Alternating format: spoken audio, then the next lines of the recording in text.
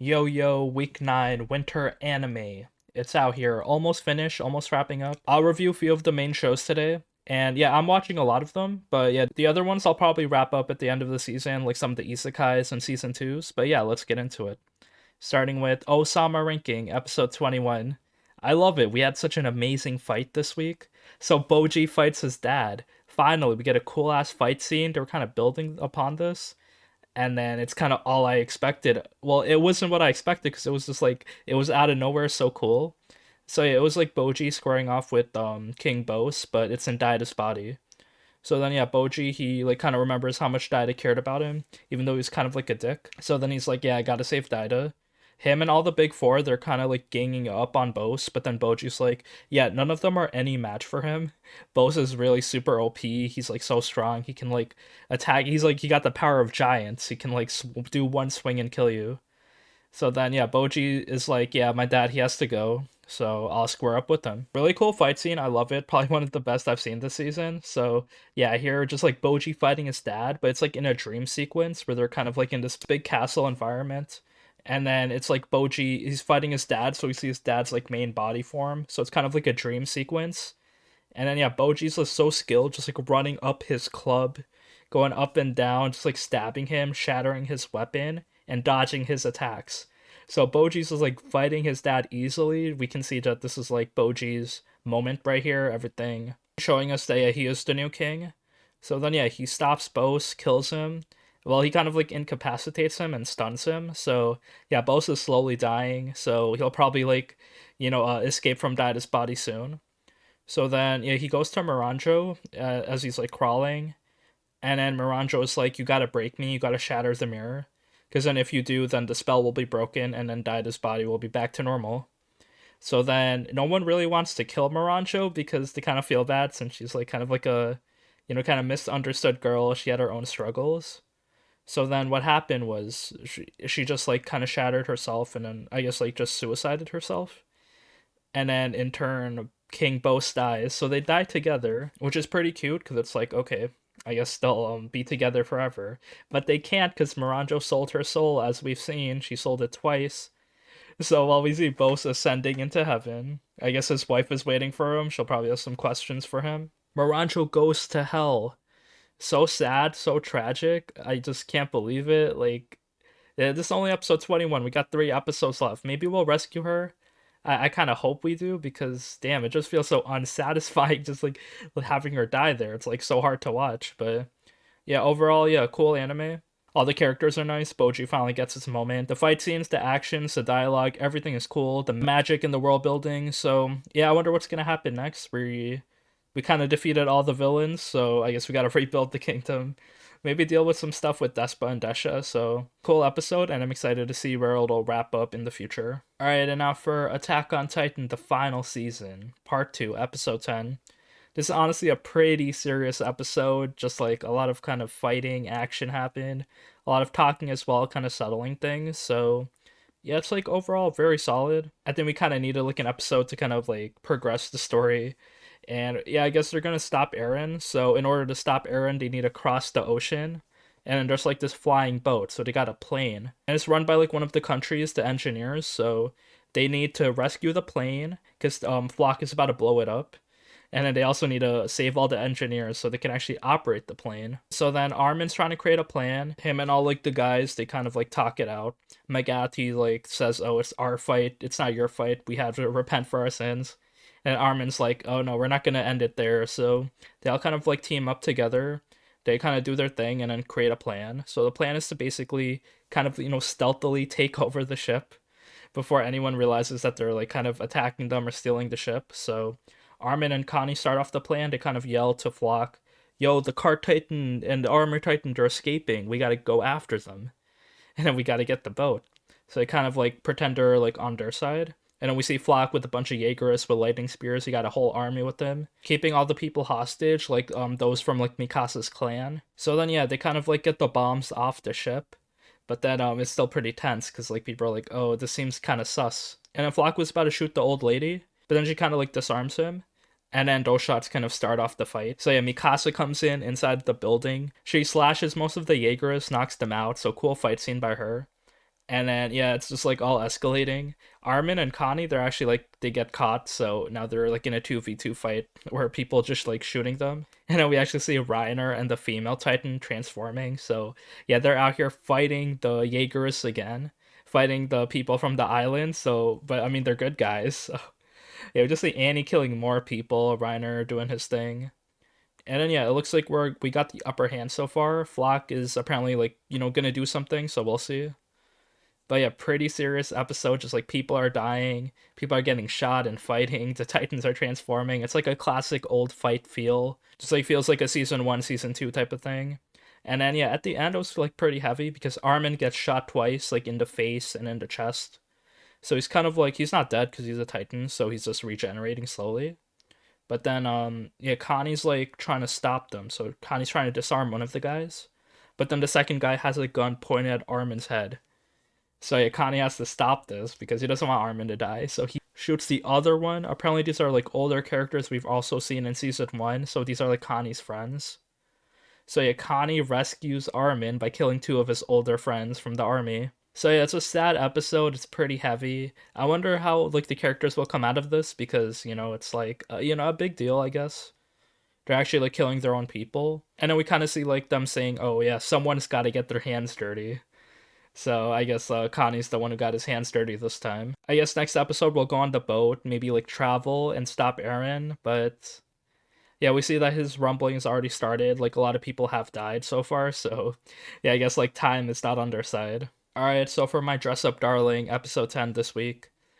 Pretty cute episode again. We wrap up the cosplay with Juju and friends.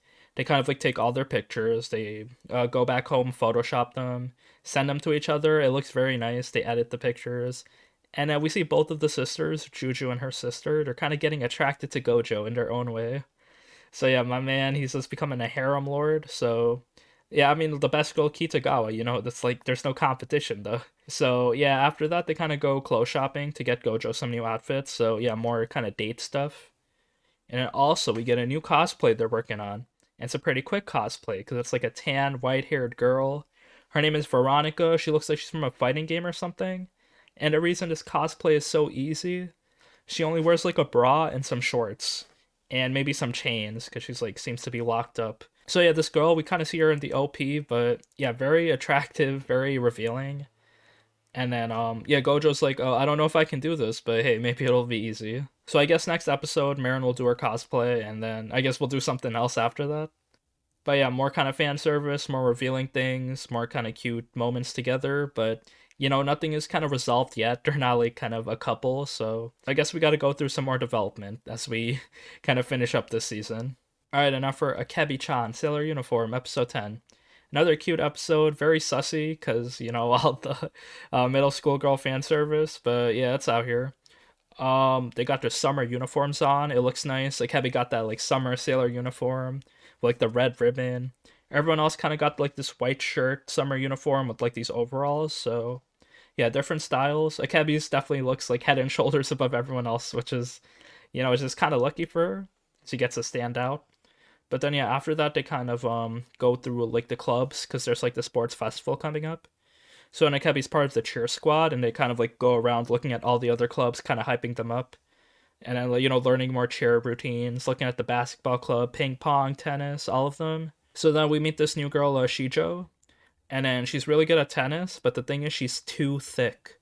She's developing too fast, and then she's like jealous of Akebi and everyone. She's just self-conscious about her looks, and then she can't like play tennis properly because she's just like so self-conscious. But then Akebi kind of like talks to her, and then she kind of says that she's jealous of Akebi. Oh, that must be nice. And Akebi kind of misunderstands it, like, oh, do you want to be part of the cheer squad too? So then, yeah, Akebi and Shijo they kind of go around on the cheer squad. It's like kind of embarrassing for Shijo, but then she realizes that like she needs to be more confident in herself. Like she has like strength and power, so she should use it to her advantage. So then yeah, Shijo like stops being self-conscious, unlocks her talents, and then becomes a tennis pro. So I guess Shijo returns, and then Akebi makes a new friend in her. So I like how this anime it's like continuously throwing girls at us, like joining the squad with Akebi, and being friends with her. So yeah, although we did have a lot of creepy shots of these girls and their kind of revealing gym uniforms, which was very unnecessary, but whatever. Again, we can't avoid the degenerate fan service this season. We're gonna be hit with it very heavy, but yeah, overall another cute episode. Looks like Akebi got like something to do next episode from the drama club, so yeah, we'll see what that'll go. Alright, and now for Police in a Pod, episode 10. We got 2 skits this episode. One is the Lost ID, which I kind of liked. So Minamoto, I think he lost his ID, the red-haired police officer. And then it's kind of like a big deal because if you lose your ID, one, you cause trouble for everyone because they have to actually find your ID. They got to retrace your steps because if someone steals your ID, so you kind of just like lose cred in this police station. So then, yeah, he kind of like, it's like a big deal, so they all kind of look for it. But then one of the old ladies, she actually found the ID, so yeah, she kind of like keeps it down low. She invites him to her house, and then she actually gives it to him. And yeah, everything's solved there. But yeah, it's like a big deal, like, do not lose your ID as a police officer. After that, it was a kind of heavy scene where there was a traffic accident. So yeah, Kawai and Fuji get called in, and Kawai sees a dead baby because of like some car crash. It just flew out the window. So then, yeah, she just like gets instantly like her brain turns off. She just like gets traumatized. She's just like going through the motions. And then, yeah, they kind of solve the case, but then after that, she just can't eat or sleep in the past like few days. So she's like out of it, and then it like everyone else like it says like it's normal, like it's part of the job.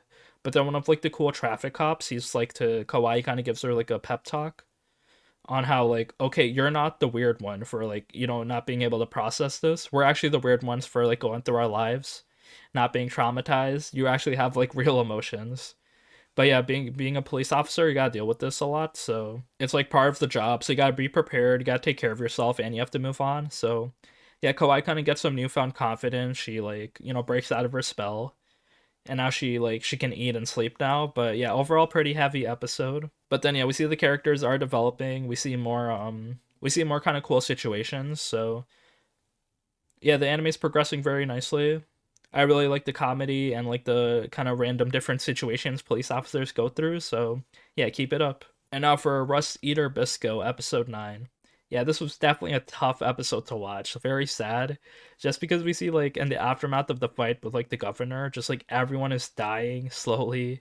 They just got the rust illness on them. Mostly Bisco and Panda, because we see both of them are just like knocked out a bit. So yeah, last episode we see Panda's like severely injured, and then Bisco, he like his legs kind of hurt a lot. And then we see they both have rusting. So Bisco has rusting, and Panda has like even more rusting all over his neck and face. So then yeah, Bisco has the Rust Eater medicine. He didn't take it yet, so he just gives it to Panda. So sad. And then I guess it's confirmed that Bisco is about to like sacrifice himself because he's like the Panda. Okay, you go to sleep. I'll be here when you wake up. But I think he actually goes to fight the like government guy, the mayor or the governor. I think his name is like Kurokawa. So we get a cool fight where Jabi was there. They kind of rescue Jabi, and they're kind of like in this warehouse where there's like this like lava pit, and the lava pit is actually artificial rust that they're creating. So it's more like government conspiracy. It's like if we create this rust illness artificially, then more people will have to come to us for medicine. And the thing is like the rust illness, it's actually like kind of succeeding. So they have to kind of artificially create it to get more people infected. So it's the government's fault people are getting sick, because without them, the rust would probably like slowly go away. So then yeah, they fight in this warehouse. There's a lot of like these animal robots that are also fighting. Bisco's are shooting arrows. Jabi's out there stopping this giant elephant cannon. The thing is, while Bisco tries to one-on-one Kurokawa, we see his body just degrading. His fingers, they're just rusting. His arm, as he punches Kurokawa's arm, just like rusts off, so Bisco's just losing body parts. It's actually so hard to watch this fight. Like, damn. Because I thought the anime name Rust Eater Bisco, I didn't think he would die. And Panda's just like all by himself with his emotions, so I wonder what's gonna happen next. But I mean, we stopped the mayor, so I guess we solved like the rusting problem. So yeah, overall, there's like a lot more to go. I guess where's the next part of our adventure? Panda can do whatever he wants now. Maybe meet up with the jellyfish girl. So yeah, pretty solid episode, but also very sad at the same time. And please let me know what your favorite anime this week was. But yeah, they're all getting pretty hype. And mine is definitely Ousama Ranking. Like, it's very insane, and I cannot wait for it to finish up.